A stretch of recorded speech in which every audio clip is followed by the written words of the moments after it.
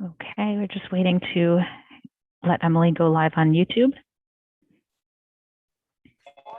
So for those who are live streaming or would like to, our system has changed. Now the YouTube channel is located under the school committee section of the new website, but under agendas, materials, and minutes, and the channel link is there. So if people want to spread that information, you can.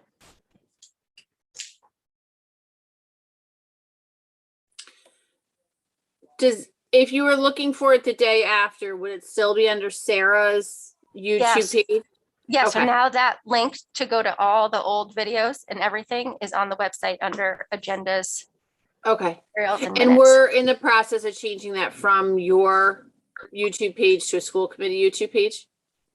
Okay. Correct. So it's under my school committee email address because it has to be linked to an email address. And so I need to work with Stephen how we change it to a different email address that's generic so that it doesn't live with me, it lives with the committee.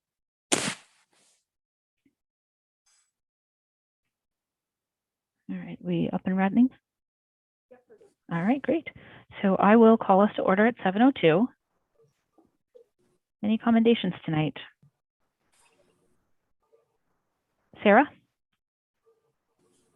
This is more of a town-wide commendation, but I know our custodians had a lot of extra, and Todd's team had a lot extra on their plate in the last 24 to 48 hours. But, you know, we had yesterday off, but getting everyone back today and getting our sites cleaned up and ready to go was a big effort. And I know there's 2 schools I went to this morning looked really good when we got there, especially when you look at what came through the town yesterday. So I just wanted to commend Todd and the whole custodial staff for getting all that done. Yeah, absolutely. Thanks, Sarah. And I will push that out townwide because, you know, if it hadn't been for the electric company working and the tree department working, you know, we may not have been able. There were still some towns that were closed today because they couldn't get debris moved from their streets. So, you know, I feel like maybe my pocket of Marblehead was one of the last ones to regain power last night around 11. But as I was going to bed, they pulled up, and I was just really grateful for all the work because I figured that they had gone to bed, which is what they absolutely deserve to do. But nope, they were still out there. So much appreciated. Megan, did I see your hand go up? So I just wanted to give a big thank you to the Brown School PTO for putting on the Monster Mash last Friday. It was it was nice to have it at the new school. I thought that space was amazing. Every year that event gets bigger and bigger. So it was great to see it for, you know, the Brown School combining Bell and, you know, officially in one spot, Bell and the Coffin and Gary School. So I thought it was very well run. I thought, you know, it was great events. I know it was a ton of work for the PTO to get that up and running at the new school right after it opened. Just a great event. So just thanks. It was a lot of fun. All right, anybody else? Okay, so that will actually move us along to public comment this evening. Our student representative is not going to join us this evening. He will be back with us with a big update at our next meeting on November 18th. Anyone who wants to make public comment can use the raise hand function, and we will limit people to 3 minutes. And please remember to state your name and address for the record. All right, I'm actually not seeing anybody wanting to make public comment. So that will move us into our consent action and agenda items. First up, we have minutes. Those were on for our last week's meeting, but they had gone in the Dropbox pretty late, so we pushed them to this week. I had asked Lisa to add, there was a statement that I had made on the 15th, so that is in there. Any other additions that people wanted to make this evening? All right, then can I get a motion to accept the minutes for April 15th, 2021 and April 29th, 2021? So moved. Megan moved. Second. Emily second. All right, I will roll call Sarah Gold, yes. Megan Taylor? Yes. David Harris? Yes. Sarah Fox, Yes. and Emily Barron. Yes. All right, thank you, everyone. That was passed 5-0.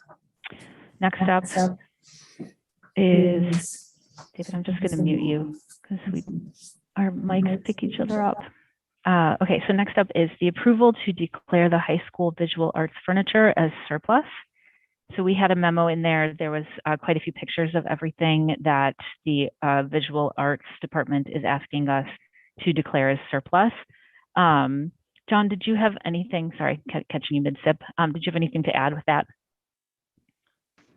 No, I think the memo covers it. If people have questions, we're certainly amenable to answering them, but pretty straightforward. Great. So I'll ask for a motion first, and then we can take any questions or discussion. Can I get a motion to declare the items on that list as surplus goods? So moved. Seconded. Megan moved. Sarah second. All right. Any questions? Megan? That old paper cutter made me nostalgic. I was just going to ask if any of that stuff, more of a request, if anything can be donated or recycled, if we can please just make that, our first step before we just dispose of that, especially some of those things. I mean, I'm sure there's some programs that could use some of those items. So if we could do that first. Great. And I couldn't tell, though, were some of those drafting tables? They weren't called drafting tables, but they looked like they might have been. If they are, like a poor college student would, in a program that has to hand draft, would take those in a second. I know I would have. All right, great. So I will ask for a roll call vote then. Sarah Gold, yes. Megan Taylor, Yes. David Harris, Yes. Sarah Fox, Yes. and Emily Barron. Yes. Okay, that passes 5-0. All right, John, that moves us on to the superintendent's report. I will turn it over to you. Thank you. We have our, somebody isn't muted. Okay, there we go.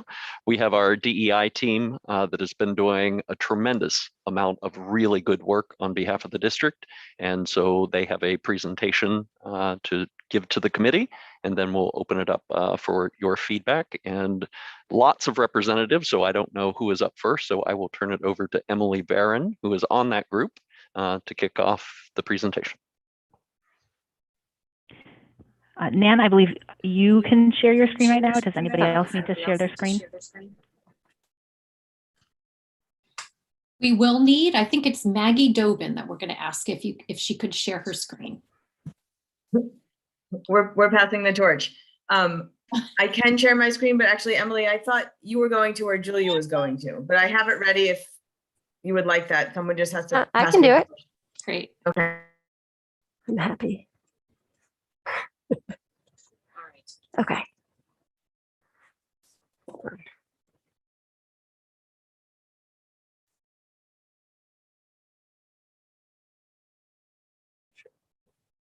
Oops. Can you see everything or just the?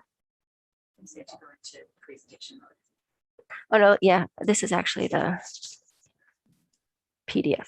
Is this okay, everyone? Yes, just bring us to the first slide, Emily. Okay. There we go. Yep. Okay, so hi, we're back, or I'm back, and now I have the whole team with us today. So last week, I read the mission statement that our group has been working on, and today we have our entire team here to talk about the process of, well, I guess what we've been doing the past year and how we came up with the mission statement, how we rolled it out to faculty and staff, and what our plans are moving forward. So our team consists of an amazing group of administration, faculty, students, all within our school district. And I was saying to Megan earlier, I'm honored to be on this group or in this group with everybody because it's such an amazing group of people. So first we have Deandra Williams, my name, Emily Dean, Julia Ferreira, Lindsay Page, Maggie Dobin, Meredith Wishart, Nan, and 3 of our high school students. So our team started, like I said, last year when we were awarded the opportunity to present in the RIDES program, which was sponsored through METCO. And we attend these meetings regularly throughout this past year and then into this coming year. And we also have been working outside of our meetings to come up with our mission statement and talking, as the slide said, stop moving it, with leadership and stakeholders to figure out what we are going to do within the district. So next up to talk about the process for the development of the statement is Lindsay Page.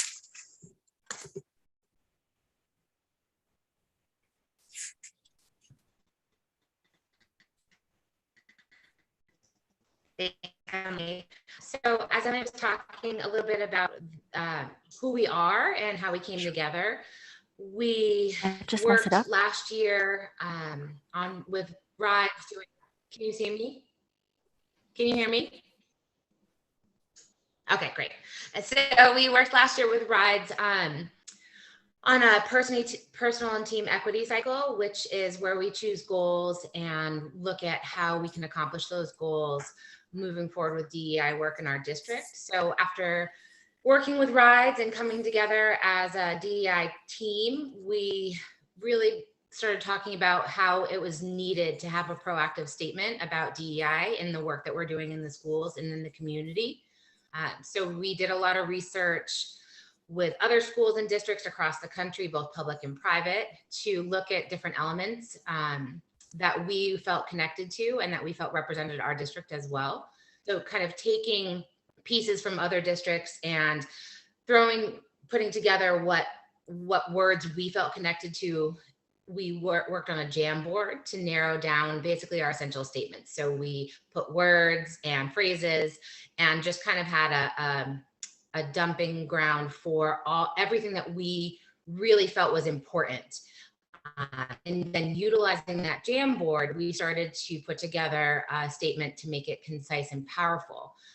We pulled all the important elements that we felt really represented how we felt about DEI, kind of what our why was and why we're doing this work and why we want to do this work in the community. So after we started to put together some of our phrases and statements, we worked with our consultant, Eden Lee, who we've been doing a lot of work with over the summer and this year, and Dr. Bucky. And we met to discuss and finalize the official statement, something that we didn't take lightly, that we felt really powerful and needed to be a real foundation of the work that we're going to do. So the purpose of publishing our statement was really to ground us in this work, to set the foundation, like I mentioned, to kind of push us forward with the community and create a concrete place for us to check our systems for equity and to be proactive in all of the work that we're doing.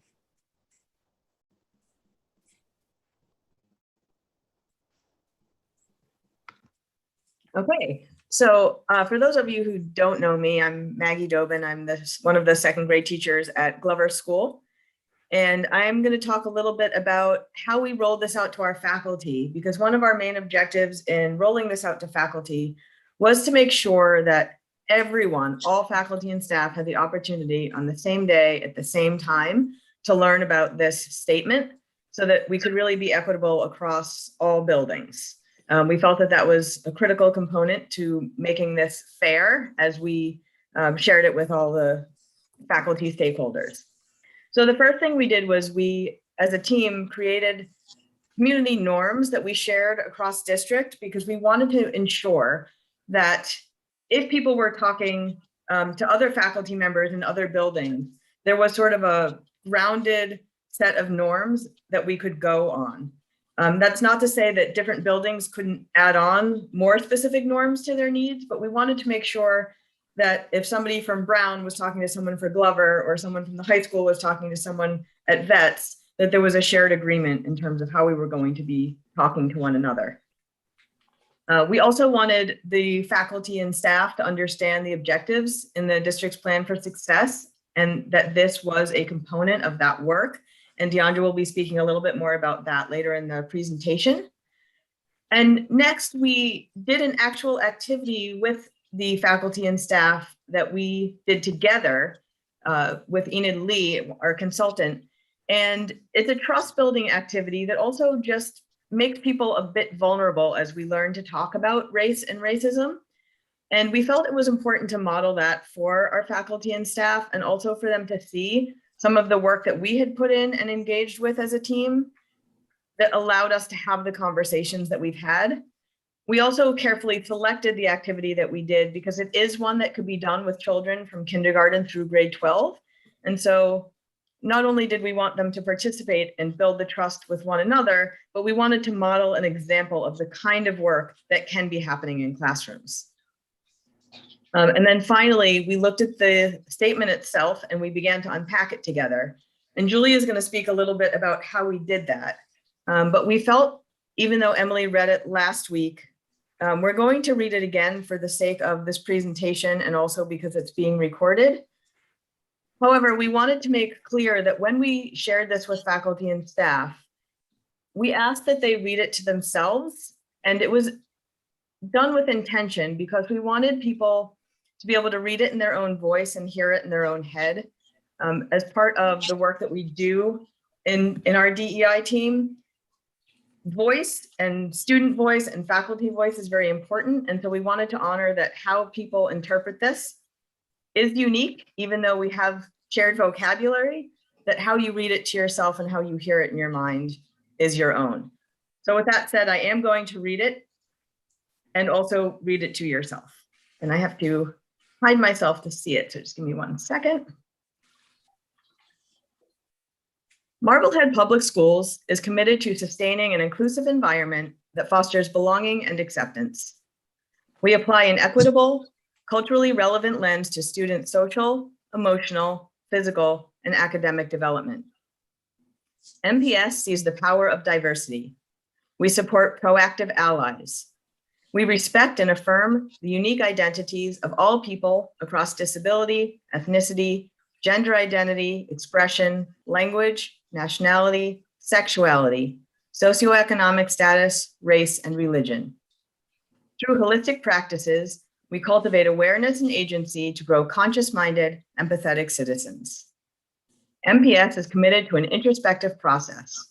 We provide ongoing opportunities for learning, reflection, and sharing with all stakeholders.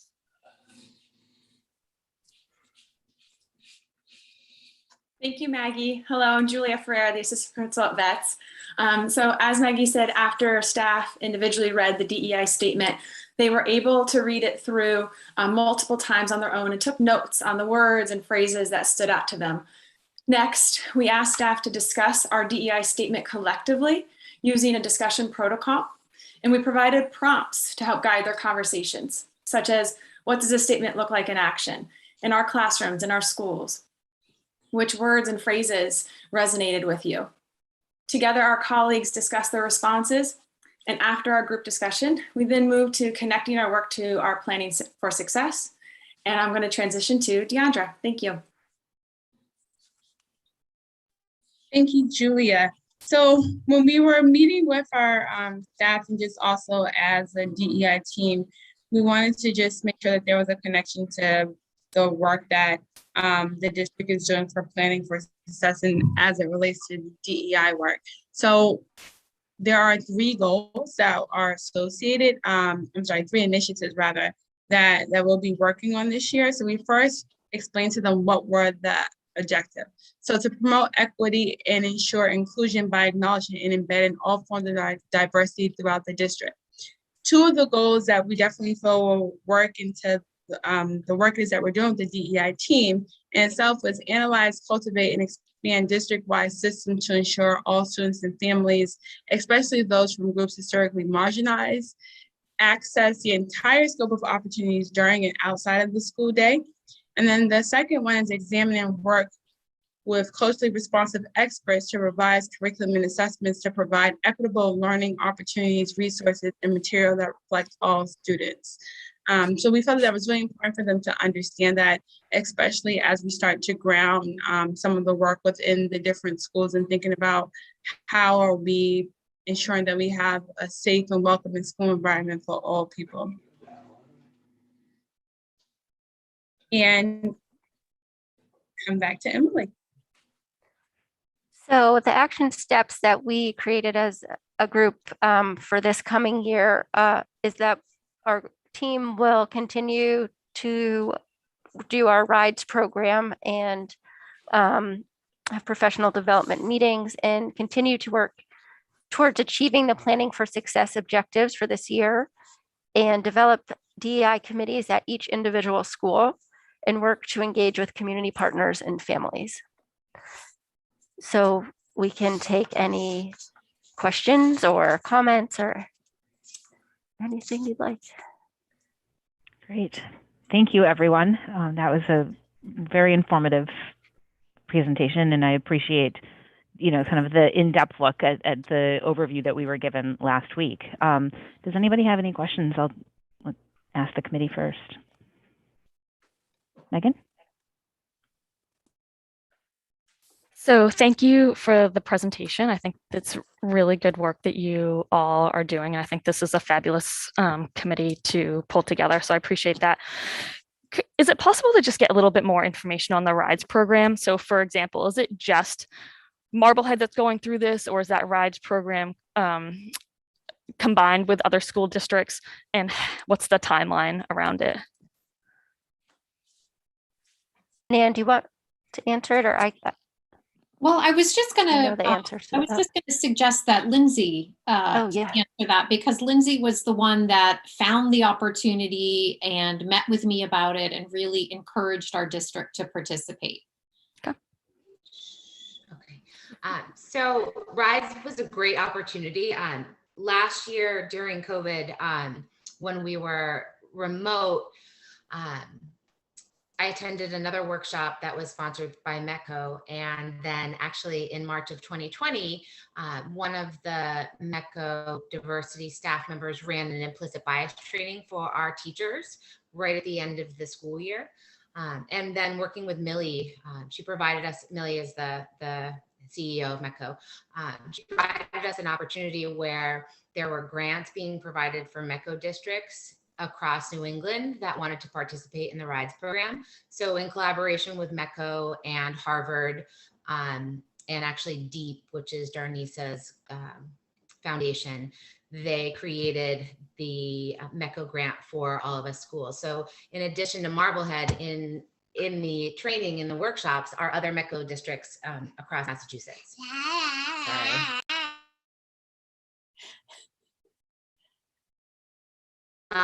So it's been a great opportunity for all of us.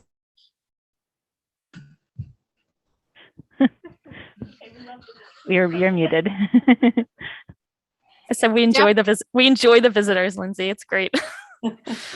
How long does it go for? We actually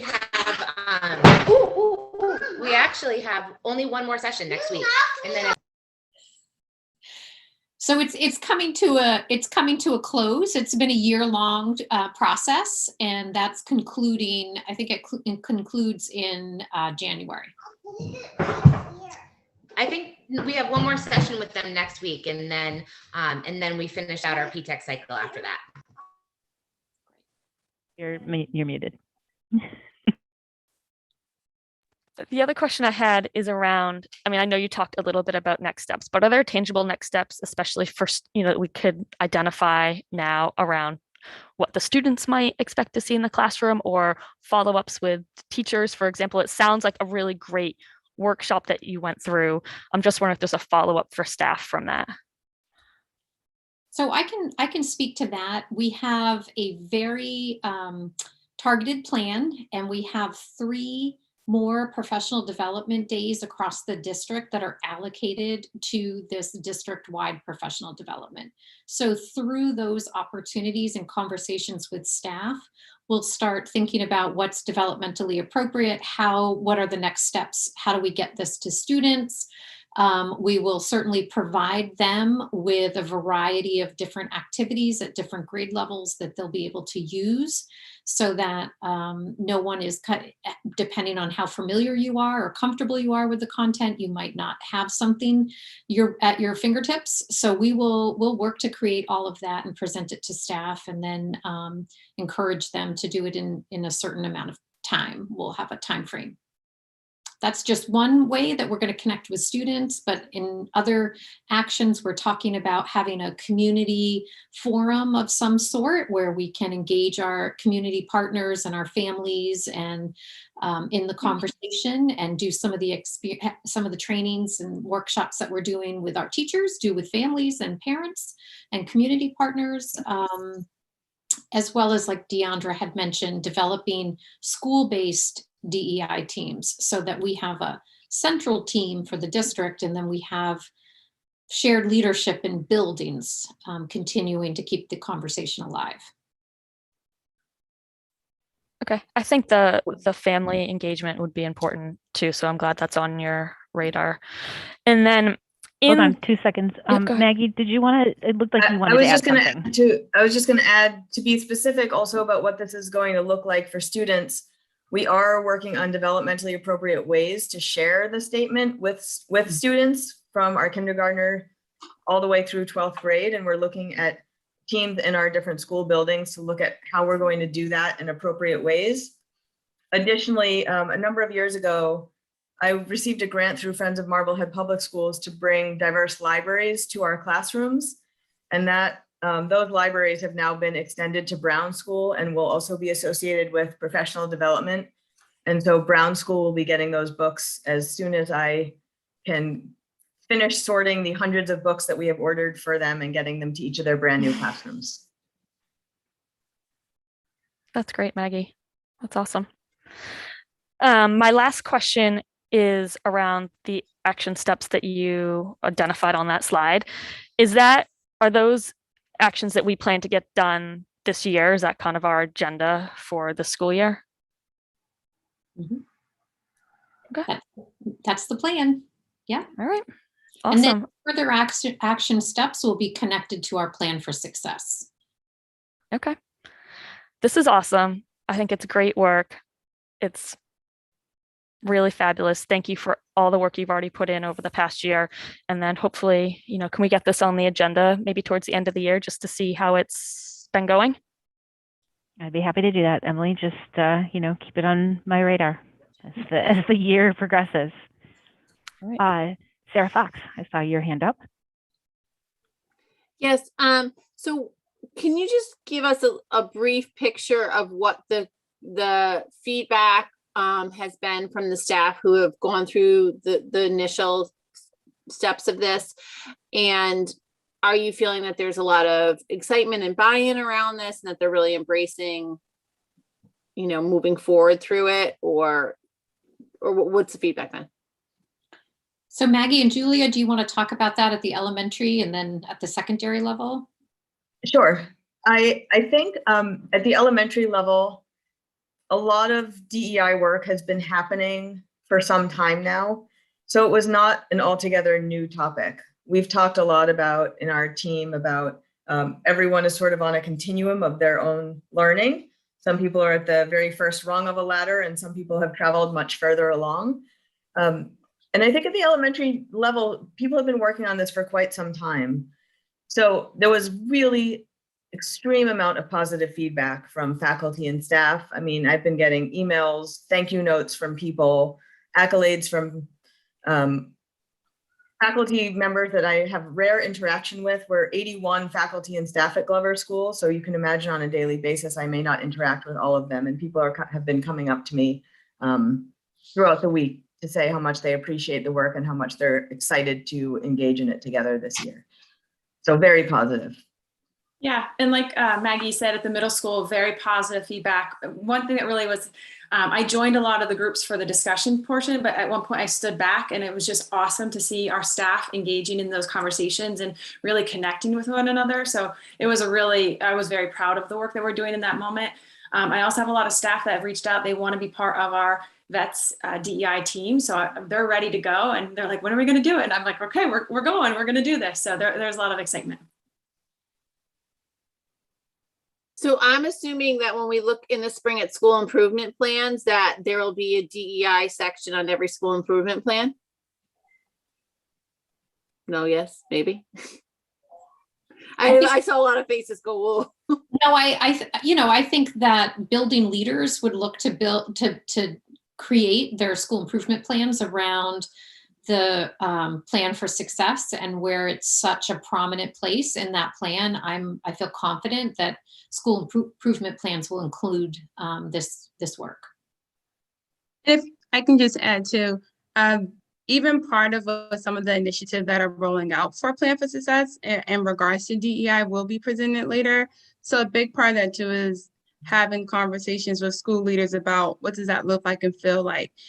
So even with some of the things with that, like, I'm already designing surveys, and already had some conversations with principals about like, how do we think about different ways that we can engage families and communities, as well as just different ways of just measuring that overall. So we definitely look forward to sharing more towards the end of spring and talking about what that progress is. And going back to like our mission statement, this is an introspective process. So our goal ultimately is to figure out what worked, what isn't working, and then what are areas that we can improve so all students can feel like they belong and they're accepted on all the levels that we have addressed.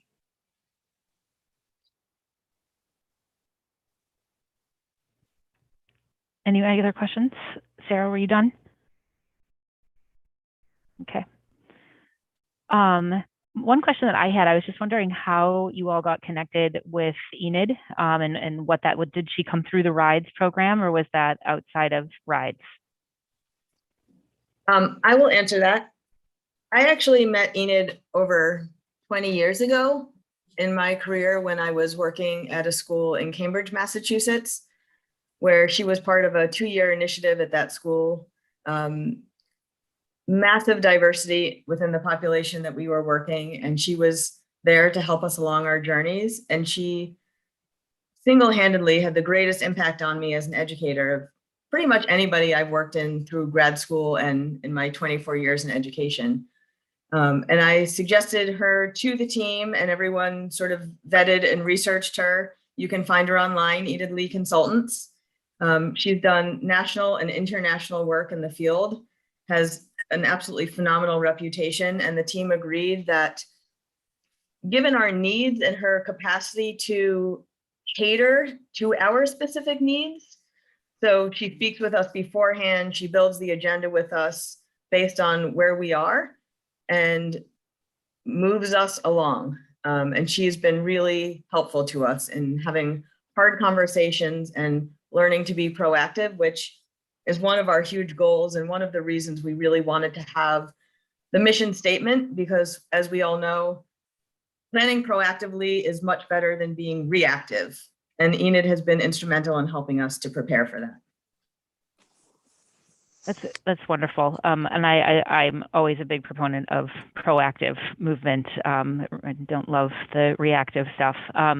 And, I think particularly in, things that have popped up in our district over the years, at least, I think it definitely predates when I was on the committee, but certainly while I have been on the committee, I'm happy to hear that we're attempting to do a more proactive approach to all of these pieces, because that's really important. And I love, I think, we know our students are best focused to learn when they feel they have a voice and that they're included in their classroom, and that they, feel like they can, be present with everything that they are. So I'm really excited that this work is going on in the district, and that it's, kind of casting such a wide net. It's wonderful work. Thank you to everybody. All right. Thank you Any for other- having us. Yeah, absolutely. We'll look forward to having you back at some point in the future. All right, John, I will go back to you. Great. Just a couple updates. I thought it would be helpful. There was a pretty significant event yesterday that caused us to close the schools. But we had, I just want to, I think Sarah Fox led with this at the beginning of the meeting, but just acknowledge Todd and his crew. I got the first call at 4 a.m. and Todd was shortly engaged thereafter, and really kind of a community effort of working together with the DPW.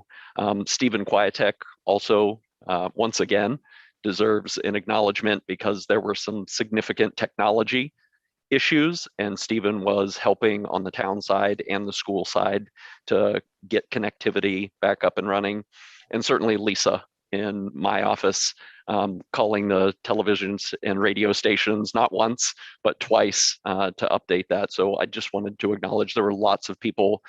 Dennis King pulled together the emergency management group into his office at 8 o'clock. And it was just really nice to see the unity and collaboration across town, from the harbor master to the fire chief to the police chief to DPW, and everyone working together to figure out how we get communication out, because there was no electricity in town, and then how do we get back up and running safely. So on the school side of it, I just want to take you through a couple things that Todd pointed out.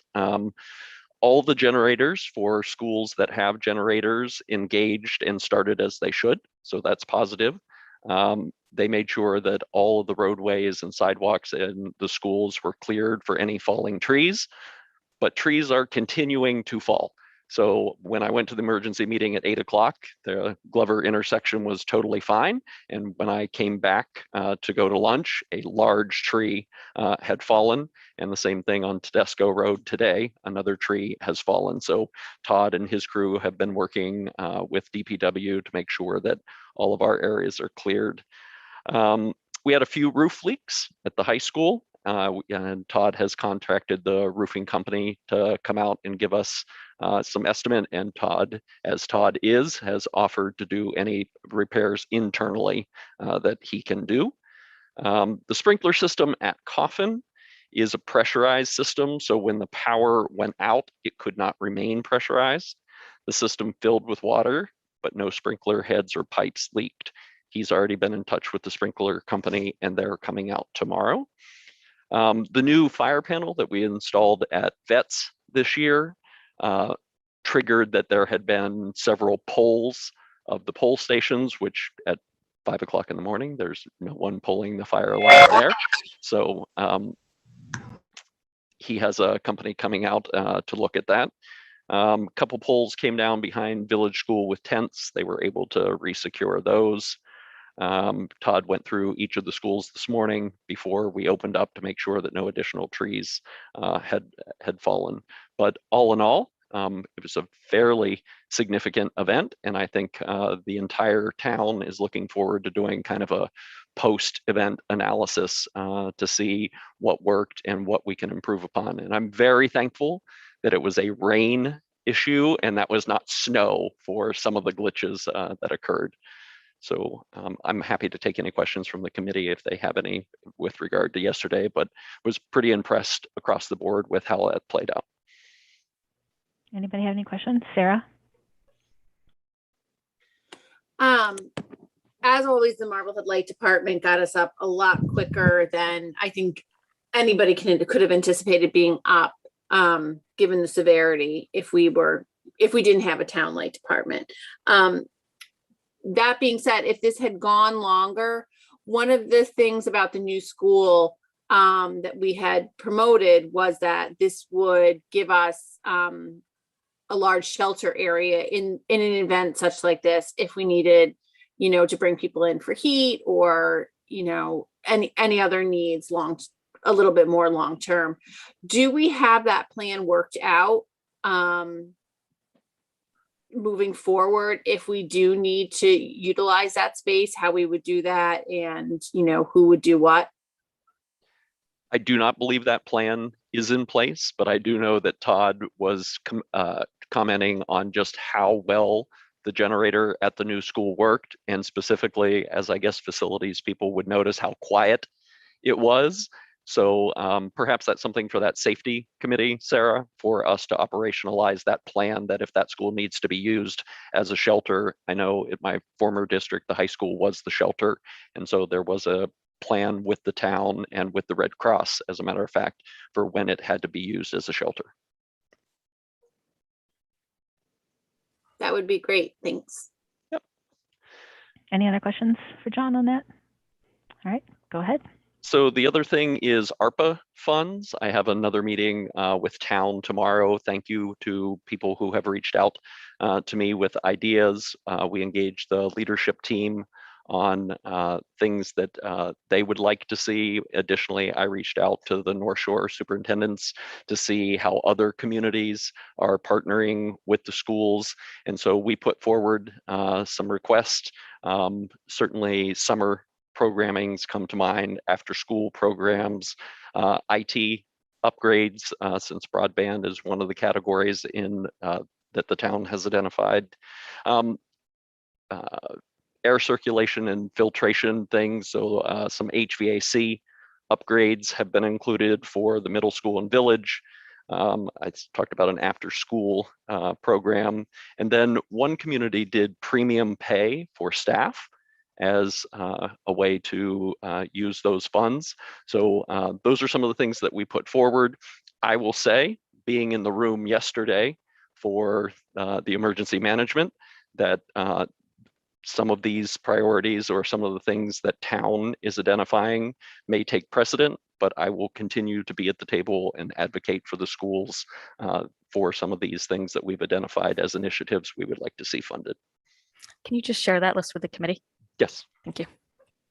I'm glad to hear that the HVAC pieces are on there. I think, I think I've mentioned him before, but this man out of Harvard who runs Healthy Building Initiatives, Joseph Allen, and that's really his big shtick, is just how important for general safety and health for in any building, whether it's a work building or a school building, that just how important the air circulation is to keep everybody healthy. So I think, we've obviously seen that for COVID, but I think, seasonal flus and anything to come in our future as well. So I think that would be a great investment.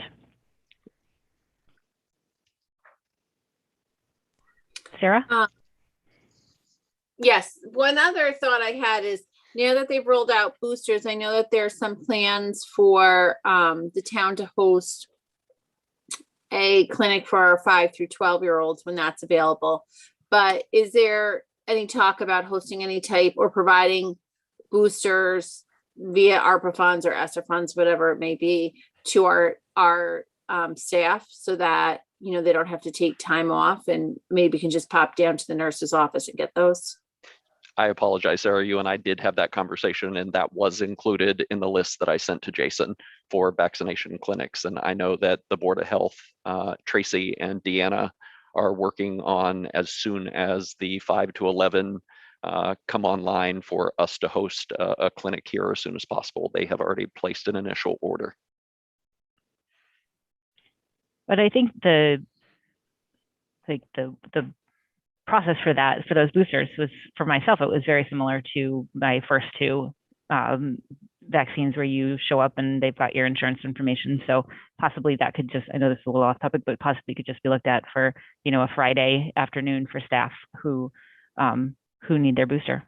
Sure. And DESE did release a guidance document today in anticipation of the 5 to 11, and talked about how accessible the shots have become now, that you can go to Stop and Shop or Market Basket or CVS, Walgreens, and there's availability that wasn't there when the initial vaccinations were rolled out. But certainly we want to host something here, and I have reached out to the pharmacy that has done clinics here for us to see if they would be interested in doing something for staff and students. And that's Great. my update. All right, wonderful. Any other questions for John? Okay, so we actually don't have any schedules this week. We will have some at our next meeting, as I signed a bunch today. So that moves us along to the school committee communication and discussion items. First up, we have a review of policies. Two of these policies, just want to make sure, yep, two of the policies were in there last week, and they were dropped really late as well. And that work is work that Emily and I have done with Dr. Bucky, and just, as we've been going over various policies in our policy manual. One had some significant changes. I think the other was relatively simple. I'll ask any questions on those first. Sarah? My question is on the face covering one. Yeah, so I'll get to that one. I figured that's probably a lengthy discussion, so I just wanted to ask about the others quickly. All right, sounds like oh yeah, Meg? Just for process, just so I'm clear, is this considered, like, we're not voting on this one, right? This is for information for questions, and then we vote on it next time, or are we voting tonight? So yeah, so this could be I think we could do it either way, because technically they were there last time, but we can easily push these. There's no, at least for the IJNDD and IJOC, there's no rush on those two, so we can leave those and discuss them later. Okay. Curious. I'm assuming all of these have been through legal, right? No, probably not. Okay, because my concern with IJNDD, social media one, Yep. I'm getting, yeah. is that some of that I just want legal sign off on it. I know that this gets really sticky with where does it start to impede First Amendment. And so I just want their stamp of approval really before we have a discussion too much on it, where that Sure. I foresee that being the trickiest one. And that was the one that we changed significantly. So yeah, we can run that through for next time, for the 18th. Absolutely. So that brings us. There was one more. Sorry. Under school volunteers, Yep. where it says, do we do, first of all, it says quarry, but we do quarry and sorry, right? That's the sorry is the fingerprints. No, sorry is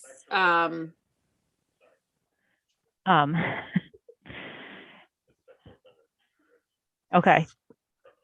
Is that required of our volunteers? I don't believe it is. And should it be? So that's a question for legal that we can present. I know other schools it typically is. So you might want to look at that one.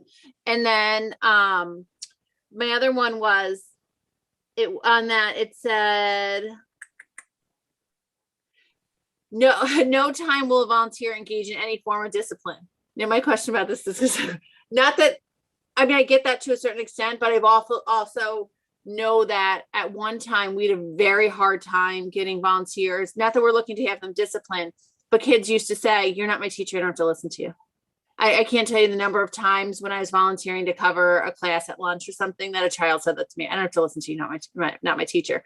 So just as long as that doesn't preclude someone from sending them down to the office or to see someone who does have authority, because I think we do have to empower somewhat our volunteers to kind of get, some reason. Yeah, I think a general level of respect. Absolutely. I think it just is making it so that they don't ever get put in a role of disciplinarian and feel like they have to do that.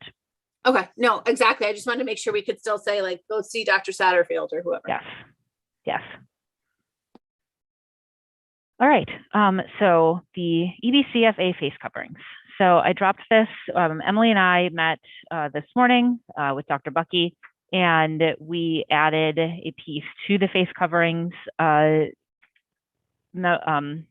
policy. So I will read that. I have it on a different sheet, but I'll pull it up on this one. So we added the section regarding getting to the 80% of vaccinated students, because we know that we're working on that, and this seemed to make a lot of sense. we know that DESE has this piece with the 80% remaining in place through at least January 15th. They've made that announcement this week, but that, 2 of our schools, we do believe that they can show the 80%. So we added, if a school building demonstrates a vaccination rate of 80% or more of all students and staff in the school through an attestation form submitted to the Massachusetts Department of Elementary and Secondary Education, then vaccinated individuals in that school would no longer be subject to the state mask requirement. So the thought tonight is that basically if we approve this change to the policy, that when we are able at the vets in the high school, and if we at whatever time other schools are capable of doing it as well before anything on January 15th, that it would allow Dr. Bucky to send the attestation form to DESE for to be able to allow our students in that school building or those school buildings to have the option of unmasking. Questions? Sarah? So if I understood the DESE rule correctly, it was that you had to have 80% and a couple other factors. It had to do with your rate in town and things like that. It wasn't just 80%, boom, you're done. It was 80% and a couple other things. So I just don't want to set the public up for any disappointment, that we have to still meet their minimum requirements, which was, I believe, the 80%, and I can't remember exactly, but it had to be your positivity rate or something like that. Like your case counts had to be below a certain threshold in town. And then, so if we could clarify with that, but then the additional piece would be, and that DESE approves our request. Because that's a big one. It's not just like that we can hit 80%. We have to hit 80%, hit this other thing, and get approval from DESE. So I want to make sure the public understands that. John, do you want to, I know you've got a little bit of information on that. Yep, through the chair, I would, 80% is the threshold to apply for the waiver. I have both of those waivers sitting on my desk as soon as we have the 80% to submit to DESE. On the conference call with the commissioner this week, he indicated that only about 20 schools have applied for the waiver and not all of them have been approved. And I'm not sure, he did not go into detail on those that hadn't been approved and why, but I would imagine that it looks at the holistic, your community case count and that, but for us to apply for the waiver, it just has to be that 80% threshold. And I did reach out to, I don't know if you want me to keep going, but I can. I did reach out to Hopkinton, who is the kind of test balloon that they applied for the waiver and were approved. And the process that they have undertaken, their school committee did say that during the trial phase, if case counts started to go up, and I think the principal said the school committee set it at like 5, that if there were 5, they would immediately go back to masking. So they also did 2 special school committee meetings once they had been approved by DESE to hear from the community. And he said that was a very interesting meeting because clearly there are people on both sides of this. And so the school committee listened, their vote was a 3-2. He said he felt the weight of the world was on the committee member that was the deciding vote, which you can imagine. And then he outlined the process that they've gone through now that they're going to do this 3-week period for making sure that they have clearly the information they need from families that it's okay for their child that is vaccinated to go unmask, and then to communicate to staff those who have not provided that information. And I will say there are, as we look at our rate of return on getting to the 80%, there are people with vaccinated students who are saying, I'm not going to share the vaccination information because I don't want the schools to unmask. And so I don't know what percentage that is, but we have lagging participation in this. And even Hopkinton that's going to go to that, he has significant lagging for the people to confirm that it's okay to be masked and to share their vaccination information. So that's kind of where we are and some of the outreach that I've done as we consider this for our schools. Sarah, and we do have Deanna here in order to ask her questions too, if anybody wants. I have a couple questions. Do we have a sense of what percentage we're at right now at both vets and the high school? And do we have a breakdown by students versus staff, or have we even started to approach staff asking for their cards yet? We have, through the chair, we have reached out to staff to begin collecting that. I think the last I heard, vets was at 59% with vaccination cards being returned, and the high school I think was still below 40% of return on that information.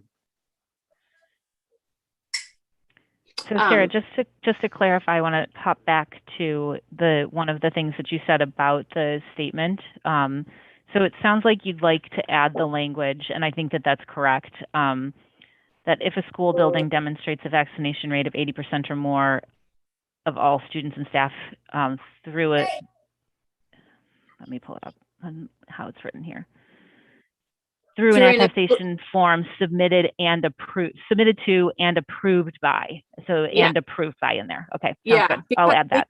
Until we're approved, we can't go rogue. It's just, we can't even do it. And John, did they give you a sense of how they're planning to roll this out? Are they giving consideration to coming back from the holidays where we saw increased positive cases last year, which just makes sense that's when you'd see them? Are they doing, a period after the holidays of masks? I'm just thinking, like, why reinvent the wheel if we have someone who's kind of, giving us a model might work or whatever that we can look at. And then also, how are they going to handle the mask wearing, monitoring unvaccinated students wearing masks, and kind of where that might put a lot of staff in a precarious situation of monitoring things that, they otherwise would not be monitoring?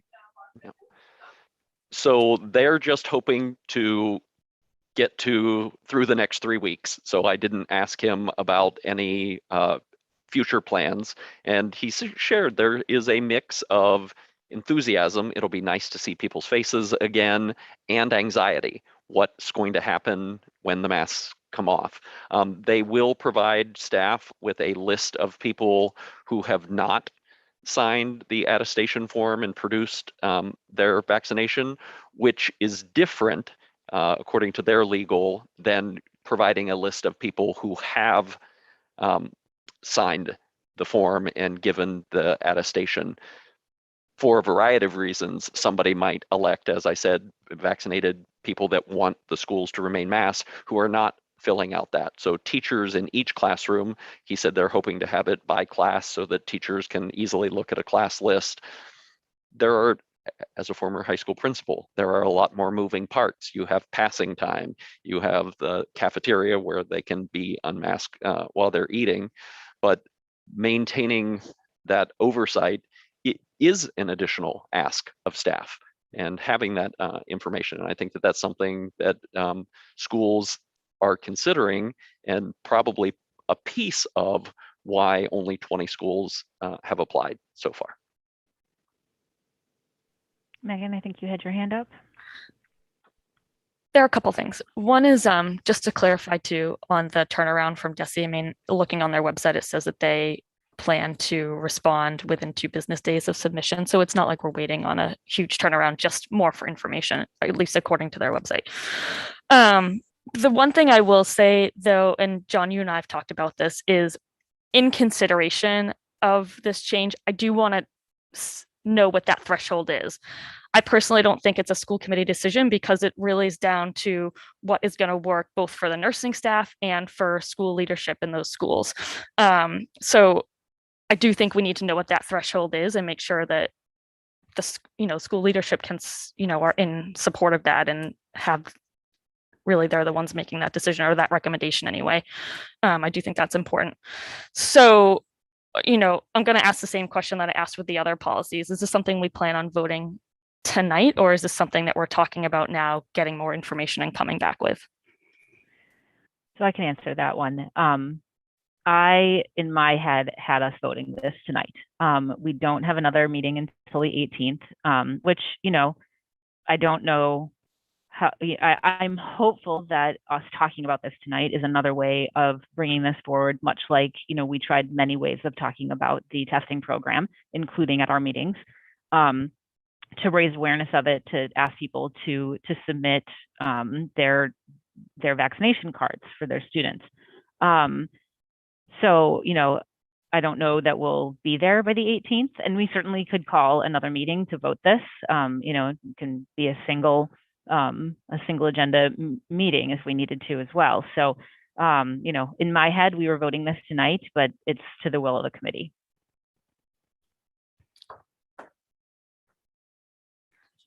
Well, you know what I'm going to say about it, right?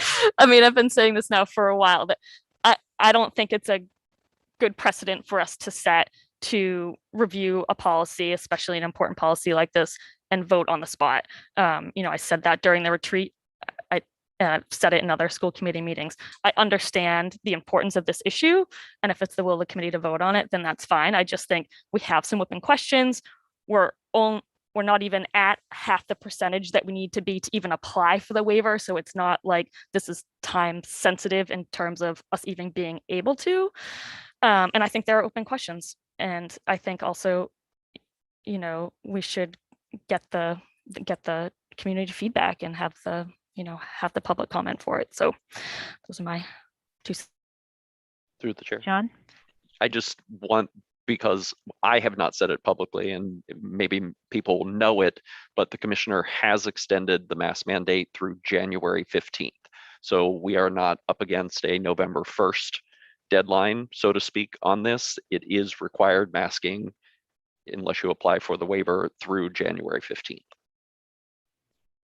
Yeah, sorry, that's a good point. I think we knew that, but the community probably didn't. So thank you. Sarah, did you want to weigh in?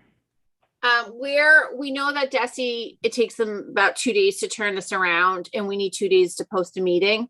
If we hit the magic number of 80, I think at the high school, we're pretty far away from that. Vets, 21%, we're still significantly far away from it at Vets, even I would say.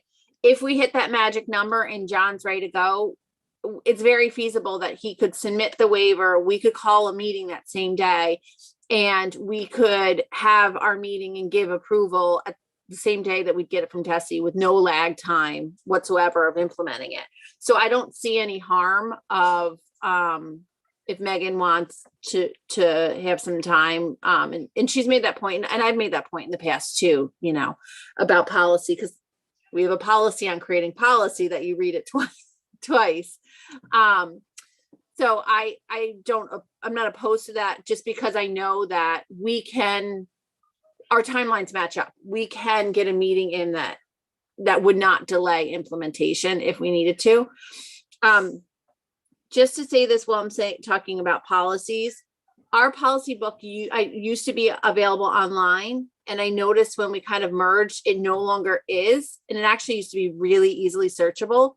If we can just make sure that's back up online so that it is online. Okay. Lisa did some work on the website this week. Oh, I haven't looked at it in a few days, so yeah, it's definitely up there, because that's always how I access it. So okay. When I looked last week, I couldn't find it. So it's under the school committee page. If you look under our page, and then when I was talking with Stephen about the new website, we patterned it after the school committee website that we had set up last year, which we now need to link directly over to the school committee page. I know at one time it was a quick link for those of us that look at these things a lot. I'm sure there's probably not many of us, but if we can make it a quick link again, that would be awesome. Okay, I can talk with Lisa and Stephen about that. David, Emily, do you want to do anything? I'm fine with not voting it right now, and it also will give us some time to see what happens at Hopkinton. If you you could contact them again to kind of keep us updated on how it's going for them and other districts. Just for if we do roll it out, how to go about the whole process. And so I think it's fine. Yeah. David? Okay. All right, so we will move this forward then onto the 11/18 meeting, or if we need to call a meeting to address it before that, we can.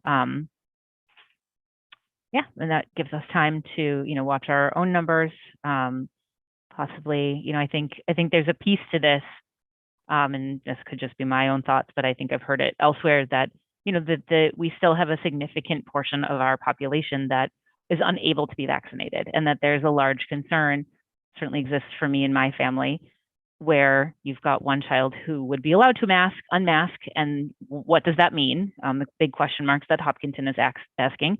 And then what kind of risk does that bring into the house with unvaccinated children? So I think, there's a lot of concerns around it. I think, I am very appreciative to DESE of their 80% piece to this. I think that's meaningful. And I really appreciate that directive. But I think our numbers lagging to what we, know from the Board of Health as to where our community is actually at is indicative of people's concerns. And I think, there's a social emotional element to unmasking. I think, John, as you mentioned, it's great to see people's faces, and, it really is wonderful. And then, I don't want a mask to become a scarlet letter either. And so I think there's a lot of pieces to be weighed out in this. So for a future date. Sarah, if I may just make, sorry. If I can just make a plug, I know we talked about the vaccination clinic that the town will be holding. They've secured 300 doses. So that's either what if they give it all at once, it's one dose. If they hold it, there's two thoughts. If they hold it so that they know that they're covered completely for that one group, that's 150, which is about 10% of our 5 through 12 population. So I want anybody who thinks they want it or is planning to get a vaccine, the clinic will be there, but don't hold off for the clinic. By all means, it's, back to the races, if you will, as far as take any option you have, look at your different options. I had a great conversation with Andrew, and he said the same thing. You should be looking to your pediatricians, your pharmacies, community clinics. Don't just put all your eggs in this basket. For those people who choose it, that's right, the correct choice for them and their family. So we hopefully by the next meeting, this would be, old news, because we're hoping in the next week or so that that's an option for kids. But I don't want people to think that we're going to provide vaccines for everyone. So just take what you can get as any appointments come up.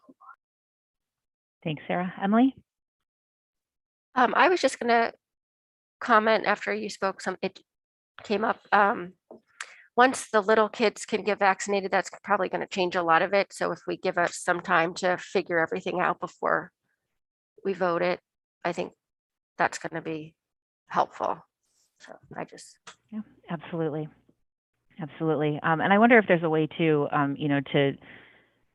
think about if with the lag that we're seeing is that now we've got a vaccination clinic for students that's going to be through this, through the Board of Health in the schools. If parents want to have that information submitted and put into Aspen immediately, I wonder if there's a way to do that so that there is possibly less of a lag in getting that information. My understanding from just hearing the community is the people who haven't sent it in, it's very strategic that they haven't sent it in. Yep, I'm gleaning that as well. All right. So I have a facilities and land use memorandum of agreement. Jackie Belfbecker and I had worked on this. We had talked about it back in our retreat about getting something like this. We have one for the budget and finance piece. And then, whereas we had that whole conversation with the electric company, and we know we've got Evelyn and Coffin, and we've got these other parcels of land. We've been working with the Blakemore group on pieces of our land. It just seems, and because we've completed this master plan, it makes sense that we start to look at what properties we have, what properties we want to hold on to, what properties we want to turn back to the town. I know we're all aware of some of the various players. We're going to have the library come on our meeting on the 18th to do a formal presentation on their desire to use the Coffin School for their interim space while they're doing their renos.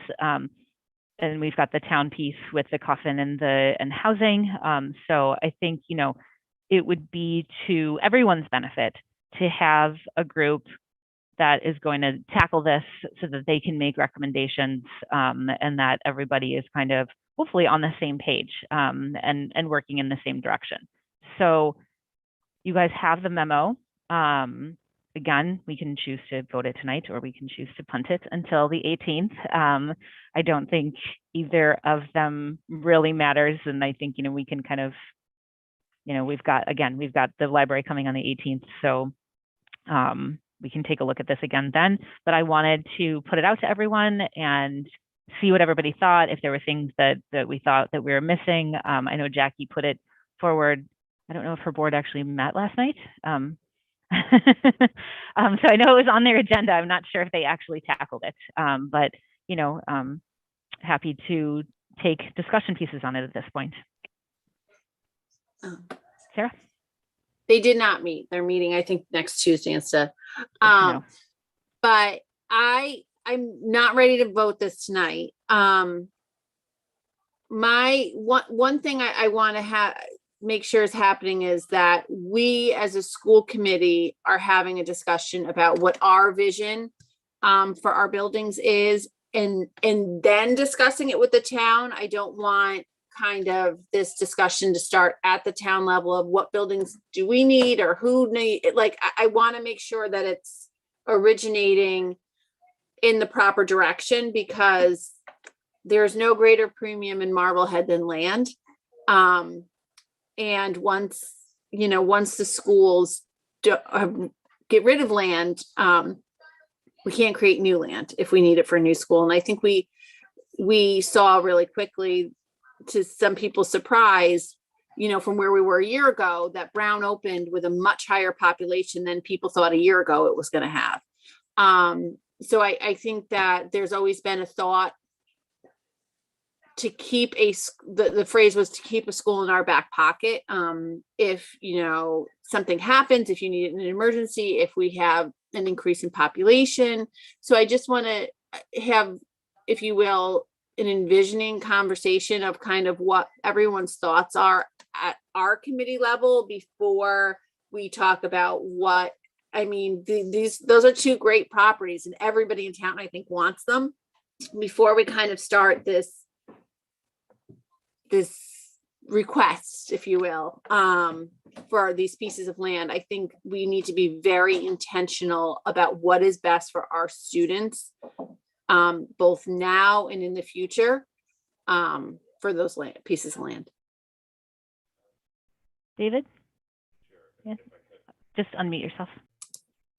I agree with everything that you said, Sarah, but this is a memorandum of agreement. It doesn't bind us to not being able to deliberate as a school committee. It doesn't say that the property, we're giving up that right and we're giving it now to a collaborative board.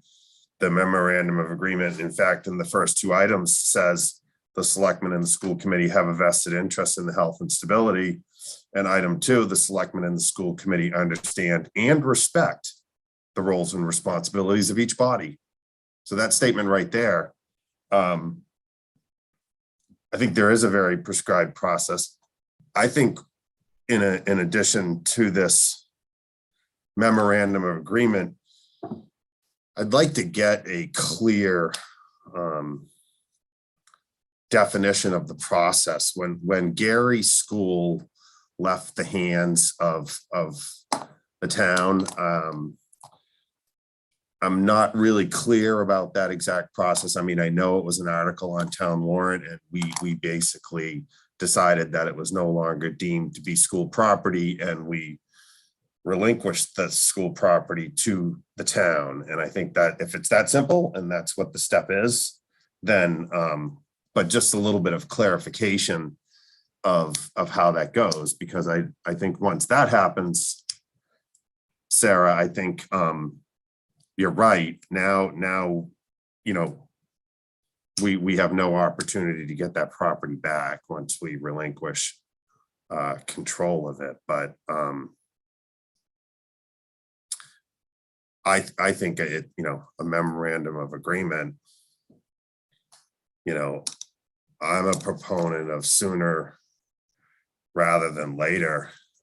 These properties will continue to either deteriorate if they're not being actively used. They will continue to cost the district money if they're not being used, or, you know, if we make a decision as a board about the use of a facility, we're certainly going to need to budget for that in the subsequent years to keep the heat on, keep the light on, keep the life safety systems going.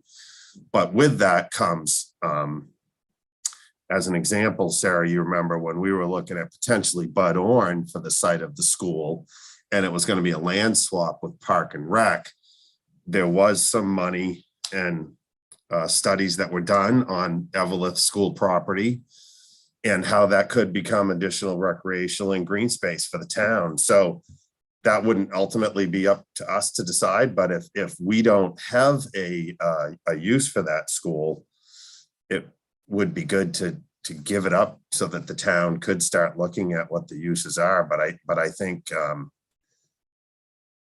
as a board and with the director from you know, with Dr. Bucky looking into it, I think it will be a little bit of a challenge in the short term here to just define what the needs are for those properties. I mean, at least, you know, it's nothing that can be done real quickly.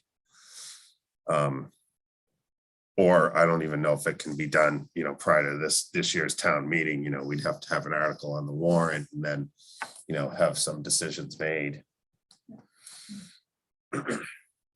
Megan, you had your hand up.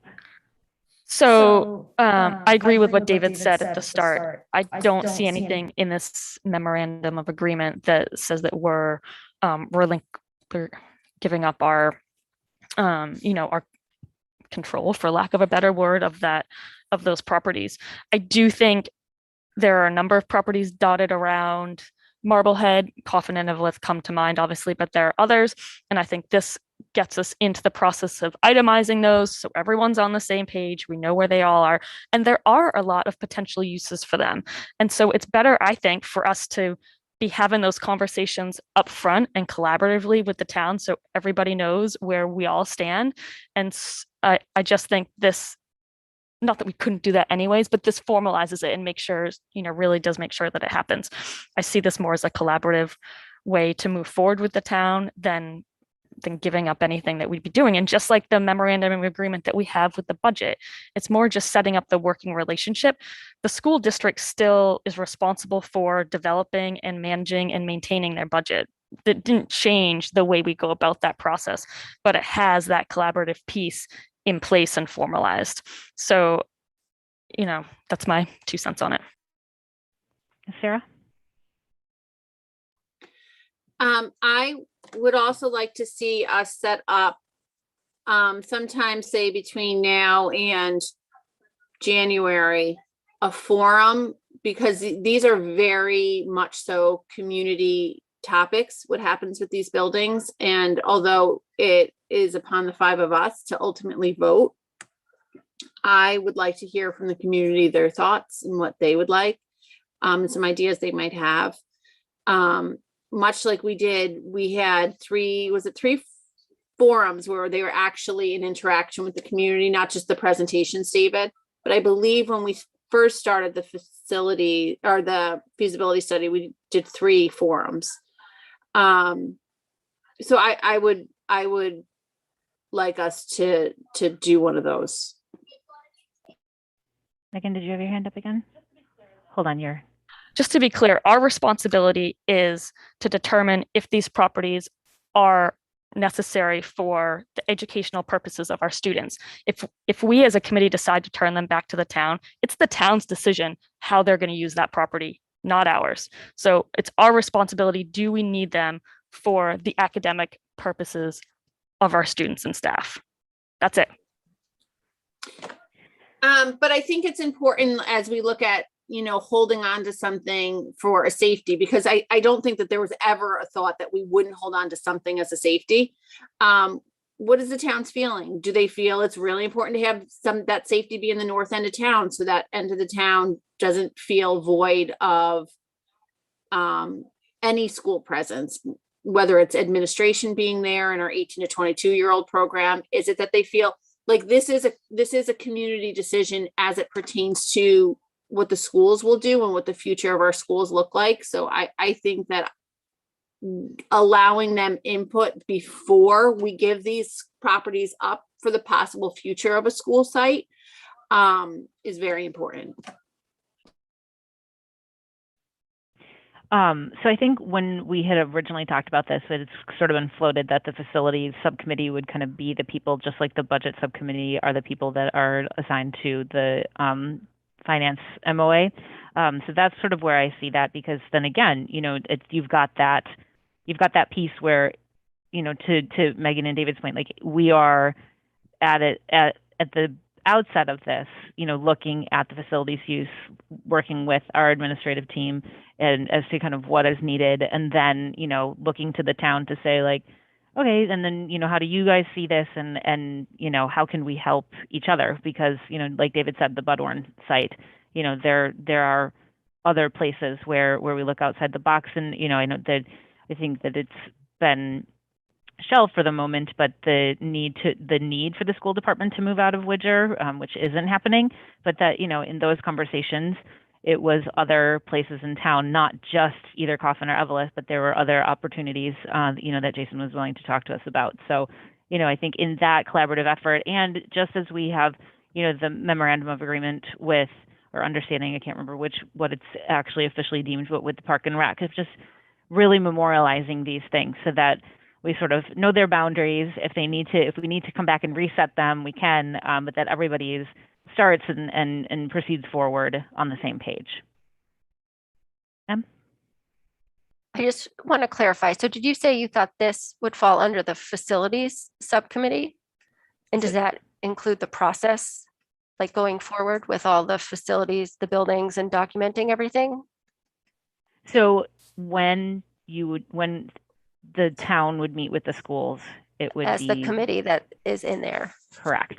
It would Okay. be With the it would be facilities. representatives from the Board of Selectmen and representatives from the school committee, which makes sense to be the facilities Okay, committee. so we would become that group that does all the work to figure that out. And again, no subcommittee makes any decisions Well, right, on but policy. Right. So But we would do like you would be the representatives. Yeah. Yeah. And then we would, but also like, are you saying we do, like Megan says, we need to document all of our property? Is that something the facilities subcommittee will be in charge of, to do that work and then bring it back? Is that what Probably. you're like? Okay. Yeah, with the help of the administration. So Sarah Fox and I, like she said, she wanted to talk to the community about it. As a subcommittee, we could have a forum, have people come and talk to us. I mean, that might be a way to get the community involved that way. And it's not outlined in here for the MOU, but to inventory what we have, I think we would need to sit down with Becky as well, just to get, Yeah. she's going to have the most accurate list of all these little small obscure plots we have. I just wanted to know whose job it was that now we can take it and then we'll bring back our. I was just going to say, I think we're getting a little bit too into the details. So the question is this something that we want to move forward with, right? We can put it on. Not muted or unmuted. We can put it on for the 18th, and then that gives a chance to discuss it and discuss it with John, and make sure that if there's any additions or concerns that as you guys read it over, just let me know, and I can absolutely take it back to Jackie and work through that. Again, her board didn't get the chance to see it or discuss it last night, but it sounds like they will next week. So they may have their own pieces that we'll have to kind of iron out. All right, thank you, everybody. So that leads us to closing business. Any new business that anybody has? All right, and I did not put one piece of correspondence, but we did receive an email, very short email from the Marblehead Task Force Against Discrimination. And on October 25th, they met and voted to send a statement to the school committee about the DEI mission statement. And they officially say that the Marblehead Task Force Against Discrimination commends the Marblehead Public Schools and its diversity, equity, and inclusion, DEI committee's new mission statement. We look forward to next steps toward the training, capacity building, and support that will move this statement toward implementation.